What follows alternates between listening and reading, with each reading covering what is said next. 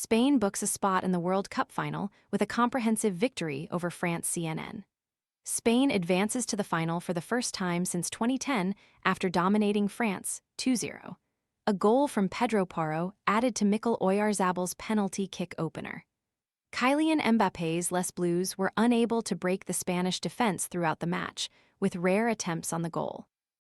We'll be watching tomorrow's semifinal between defending champion Argentina and England at 3 p.m. ET to see who will play Spain in the final sign-up for the beautiful game by CNN Sports, our daily World Cup newsletter.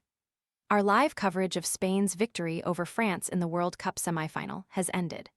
Scroll down for more news and analysis from the match. Flies and gnats invading your kitchen? Plug in the Zevo Flying Insect Trap to attract and catch flying pests with blue and UV light day and night. Want to check today's Amazon deal? Scan the QR code now or visit grabdeal.us/one before it's gone. The semifinal that everyone predicted did not go the way than anyone expected. Most people, even Spain fans, thought France would dominate. If La Roja was to win, it would be from another late goal or a mistake from the otherwise imperious French defense. The reality, though, was so very different. Spain started the match well and took charge of the ball, keeping possession but not exactly bothering the French goalkeeper much. Then, as the clock ticked past 20 minutes, Lamine Yamal's effort was rewarded with a penalty to his team. The youngster quickly pressed France defender Lucas Digne, who was totally unaware of Yamal's presence until it was too late. As the defender swung his leg at the ball, Yamal nipped in ahead of him and was accidentally kicked by Digne. The referee pointed straight to the spot, and there was no chance the video assistant referee, VAR, was going to overturn it. Up stepped Mikel Oyarzabal, who made no mistake from the penalty spot to score his fifth goal of the tournament. But France was not shocked into action after going behind. If anything, the goal only emboldened Spain further. Then, early in the second half, Pedro Porro became an unlikely hero after he bounced the ball off Dani Olmo. The Tottenham Hotspur defender placed his shot past the outstretched Mike Maignan in the France goal.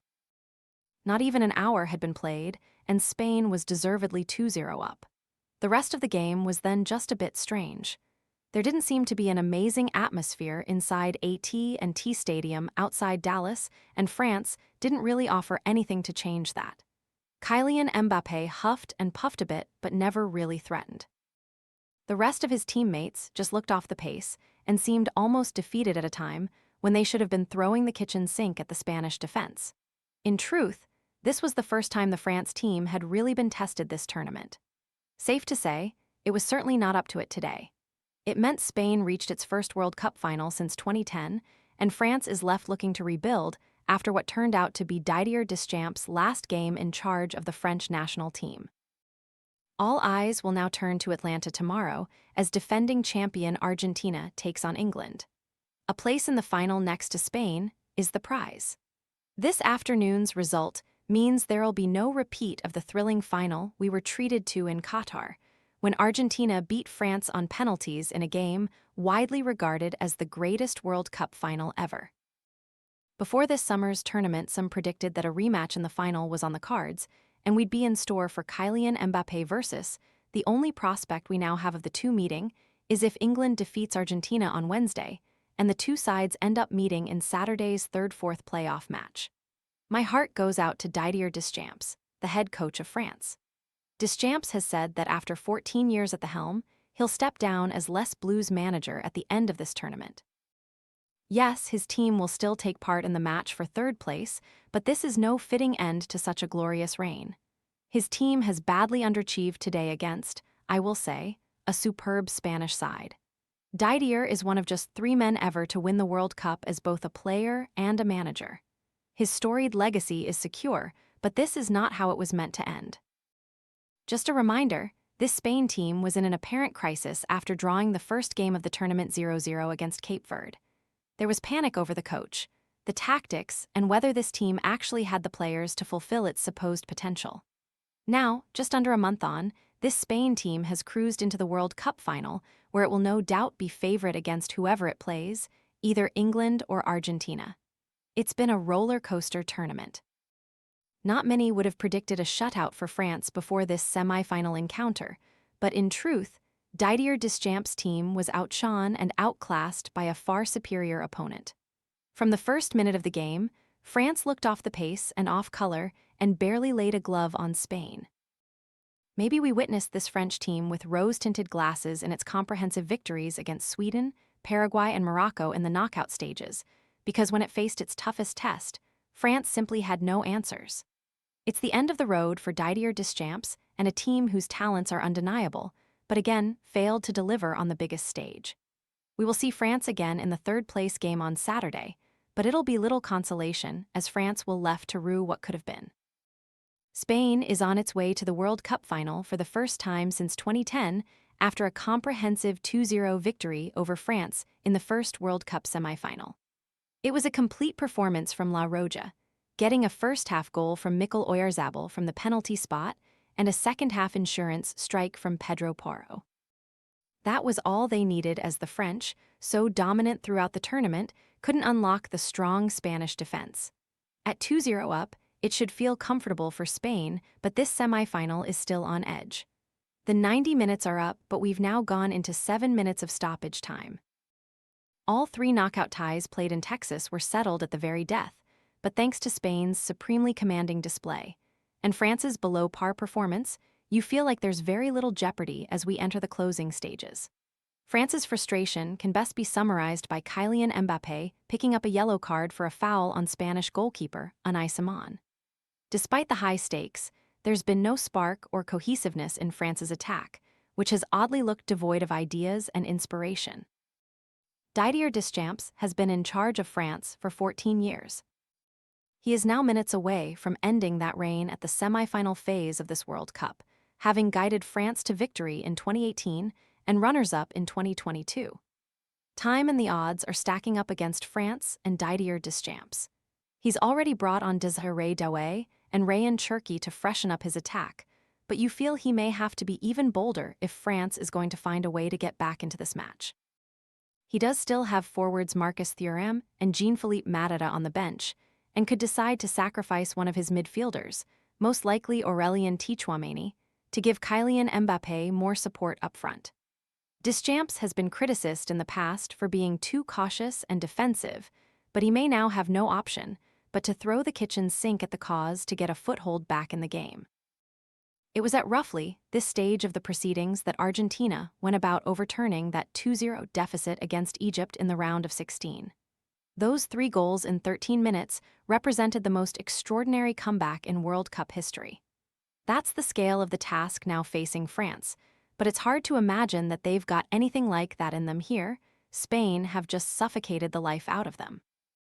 Spain has only conceded once in this World Cup, but its defenders are surely about to face their biggest test in the final 15 minutes. France will start throwing everything at the Spanish backline, with Kylian Mbappé desperate to pull his nation back into this semifinal.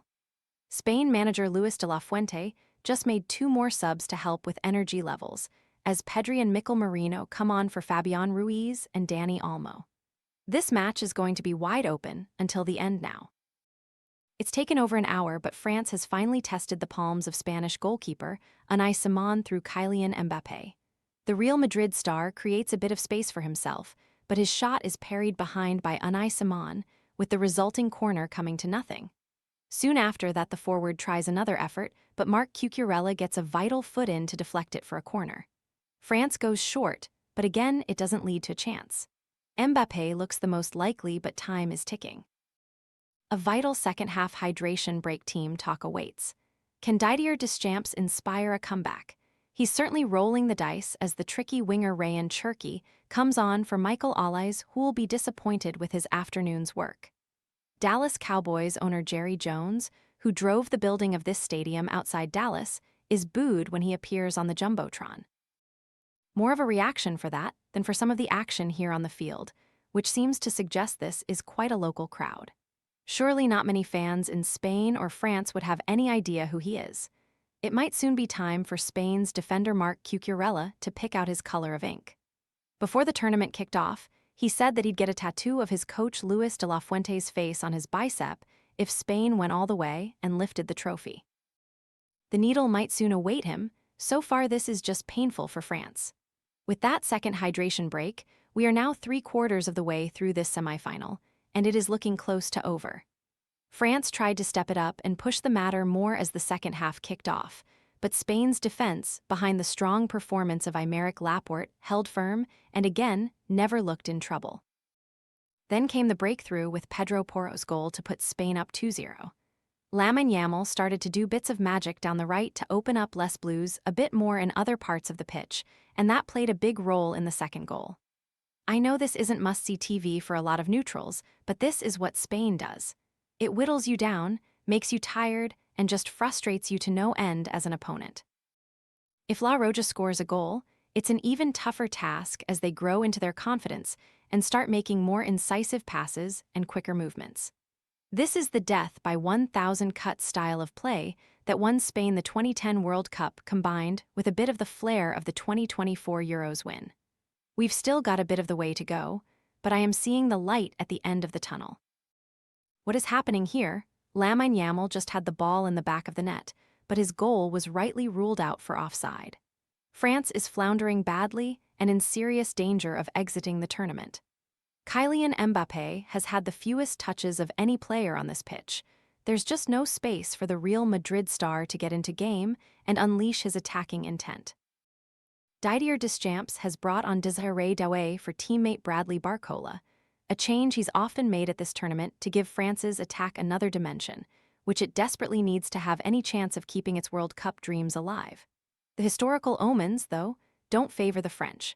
Only two sides have progressed from a World Cup semifinal having trailed at halftime. Deschamps' side faces a monumental task to get back into this game.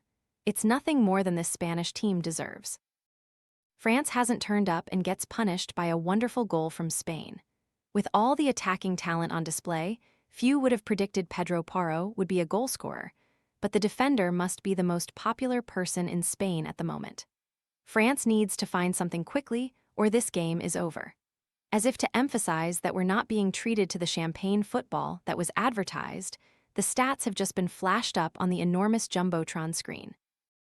France have only managed to 2 attempts on goal to Spain's 6, and only Spain have managed anything on target, a paltry one. What on earth is happening to France? The tournament favorite just hasn't turned up yet in this semifinal. Spain is the team on the up again in the early stages of this second half, already creating a few half chances to double its lead. Lamine Yamal is getting a lot of attention from the French defenders, but has found small pockets of space which have looked dangerous at times. Spanish fans probably can't believe their luck at the moment, but surely France will start clicking soon.